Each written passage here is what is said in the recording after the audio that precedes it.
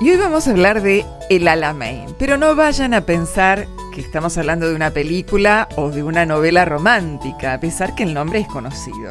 Vamos a hablar de un nuevo libro que ha publicado la EUDE, la editorial de la Facultad del Ejército, y tenemos la suerte de contar con quien escribió este libro, el coronel Eduardo Marión, a quien le damos la bienvenida. Bueno, muchísimas gracias. No, al contrario. Bueno, El Alamein es un libro que reúne nombres muy importantes. Sí. Rommel, el zorro del desierto; Montgomery, importante militar británico; Churchill, un estadista; Hitler, Mussolini. Son la verdad que grandes nombres muy importantes, muy conocidos, por supuesto, actores en la Segunda Guerra Mundial. Y un territorio muy particular, que es el desierto. Totalmente, perfecto. Bueno, cuéntenos, ¿por qué se volcó a escribir este libro? Bien, y un poco es porque yo siento, o he sentido y siento, una pasión grande por los tanques, por los blindados, y también una atracción de la personalidad de Erwin Johannes Rommel, famoso zorro del desierto. Y bueno, me fui inspirando en estas cuestiones, estas pasiones, viendo en el desierto unas características similares a la de nuestra Patagonia, por lo que consideré útil traer enseñanzas y volcarlas a nuestros alumnos,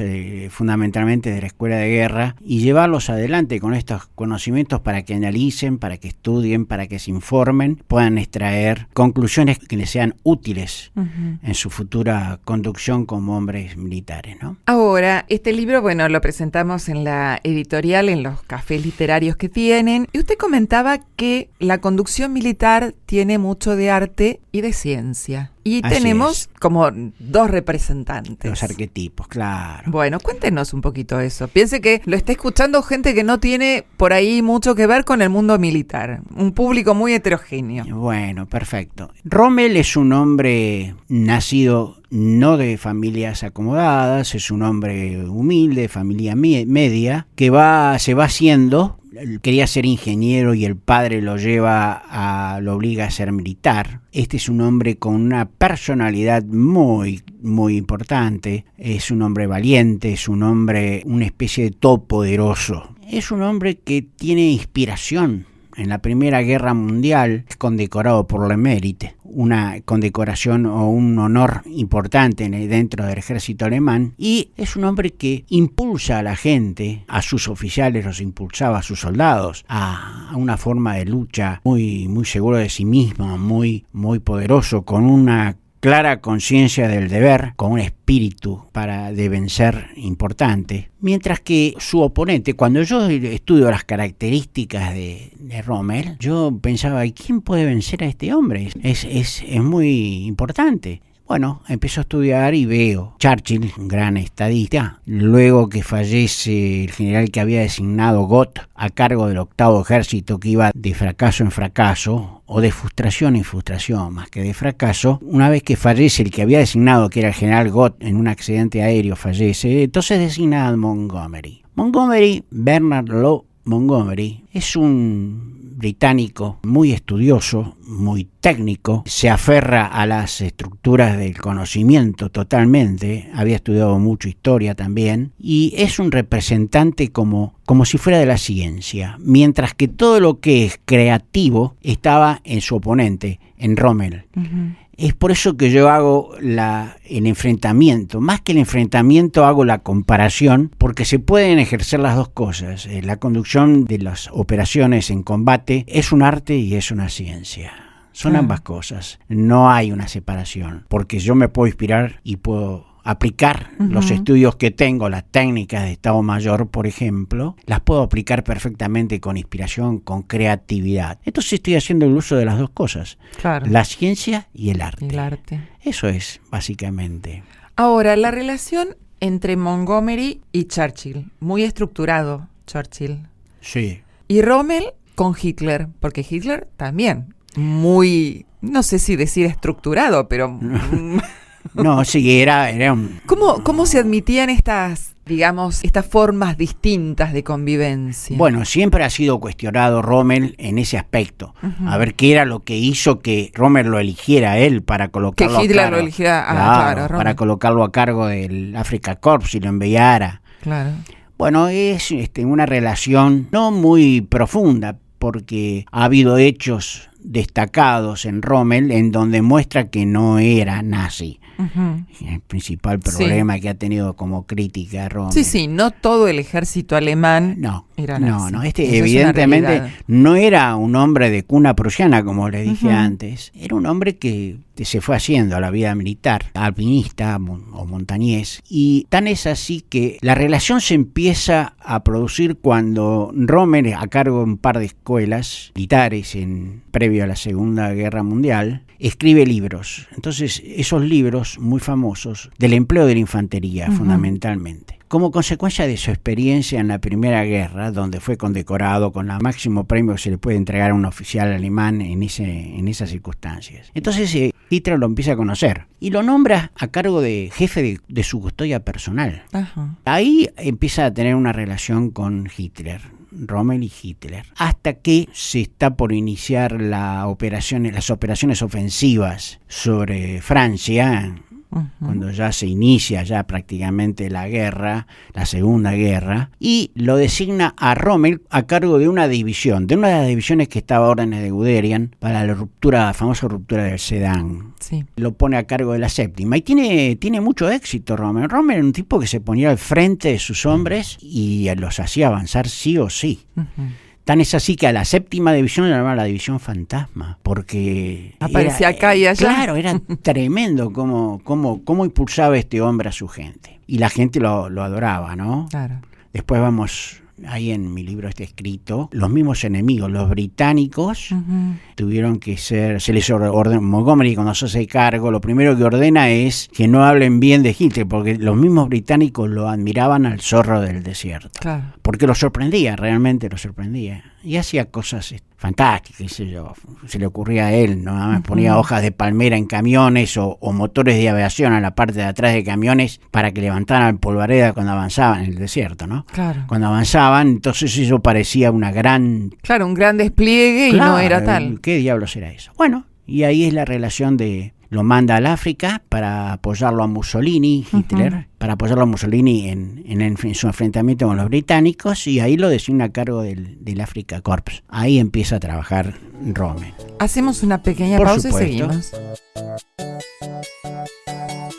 Y continuamos charlando con el coronel Marioni. Estábamos en África. Rommel enfrentando a Montgomery. Y bueno, ¿por qué se decide África? ¿Por qué la guerra se traslada también a África? Bueno, los italianos, Mussolini, que tenía algunas colonias en África del Norte, manda a su ejército porque tenía muchas aspiraciones de lograr la conquista total de todas los países que él ansiaba. Quería ser un gran emperador romano desfilando con su caballo blanco por el norte de África. Y recibe una serie de fracasos, porque el ejército italiano no tenía material adecuado. Sí, no tenía tampoco una preparación como la podían tener los alemanes o los británicos. Sí.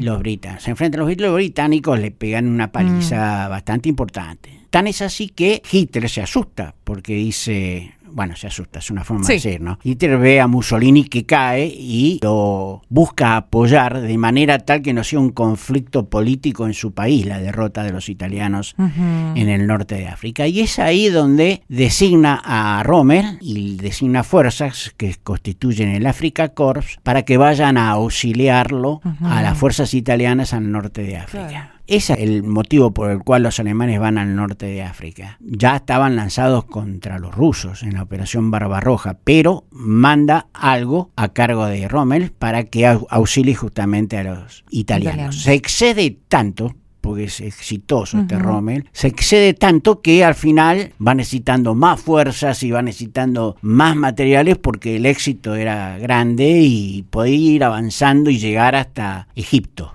Claro, también supongo que sería un poco para cortar las fuentes, digamos, de abastecimiento de los británicos por las colonias británicas en África. Exactamente. Los británicos dependían mucho de los pozos petrolíferos de Rumania, que estaban en el Volga, etcétera. Entonces, eso trasladaban a través del Mediterráneo. Claro. Y lo que buscan es que, junto con los italianos, era cortar esa corriente de abastecimiento. No lo logran, logran. Churchill, que como Sí. hemos conversado, es un estadista, se da cuenta que tiene que reforzar y tiene que lograr que los alemanes no lo afecten, ni los alemanes ni los italianos. Entonces mantiene Malta como base de operaciones ahí, refuerza el 8º ejército, designa a Montgomery junto con Alexander y bueno, va logrando una superioridad, o va logrando no solamente equilibrar las fuerzas con los alemanes e italianos, sino que logra cierta superioridad que le permite a Montgomery después, una vez tenía esa superioridad consolidada, atacarlo y vencerlo a Rommel. Si no tenía superioridad de fuerza, también los norteamericanos colaboran con sus nuevos tanques, los Sherman y los Stuart, las piezas artillerias Prest, van actuando y bueno, se va conformando. Además, Churchill necesitaba un triunfo, porque los británicos no venían bien hasta ese momento. Claro, un poco como pasó con Margaret Thatcher cuando la guerra en Malvinas, que ya necesitaba un triunfo políticamente. Exactamente. Churchill lo alienta a Montgomery para iniciar cuanto antes las operaciones, pero Montgomery, en un acto de ciencia, como hemos hablado recién, dice, no, hasta que yo no tenga lo suficiente que yo considero, no ataco, no inicio las operaciones ofensivas. Bueno, va juntando fuerzas, brigadas, le llueve gente del Commonwealth, indios, neozelandeses, australianos, polacos, y bueno, y va conformando todo un grupo de gente importante. Y ahí es cuando lanza su ofensiva. Ahora, ¿por qué este parangón entre esta batalla que se hace en el desierto africano con nuestra Patagonia? Es una pregunta muy interesante. Bueno, la Patagonia es un elemento que tenemos que cuidarlo mucho los argentinos. No está totalmente integrado a nuestra Argentina, debe estar más integrado y también debemos saber defenderlo. Ese es mi concepto. Y yo busco en las enseñanzas de la historia, como por ejemplo en el desierto de África, todos los elementos que pueda obtener para que nuestros conductores de guerra estén lo suficientemente preparados para que si llegado el momento, sepan cómo actuar y triunfar. No hay otra posibilidad contra los que sean. Sí. Porque si bien no es un desierto de arena, como uno se imagina el desierto africano, es una zona, digamos, agreste, con ciertas similitudes. Muy inhóspita. Coronel, le agradecemos este libro, que no solamente, usted dijo, está dedicado un poco a la instrucción y a la capacitación del personal militar, pero creo que es un libro interesante para leer para todo público. Sí. Ha sido muy elocuente su exposición, muy sencilla de entender, por lo tanto, supongo que el libro es así. Es un libro que se puede adquirir entonces en la EUDE, la editorial del Ejército, acá en las instalaciones de Cabildo 65. ¿Algo más que quiera agregar? No, simplemente, como les dije a ustedes, fui, soy y seré soldado. Amo esta profesión para defender al país, a la patria. Y bueno, y esto es un pequeño producto, un sueño de esa vida, forma de vivir, hecho realidad. Y un regalo para quienes lo puedan leer. Totalmente. Muy amable, muchas gracias. Al contrario, ustedes.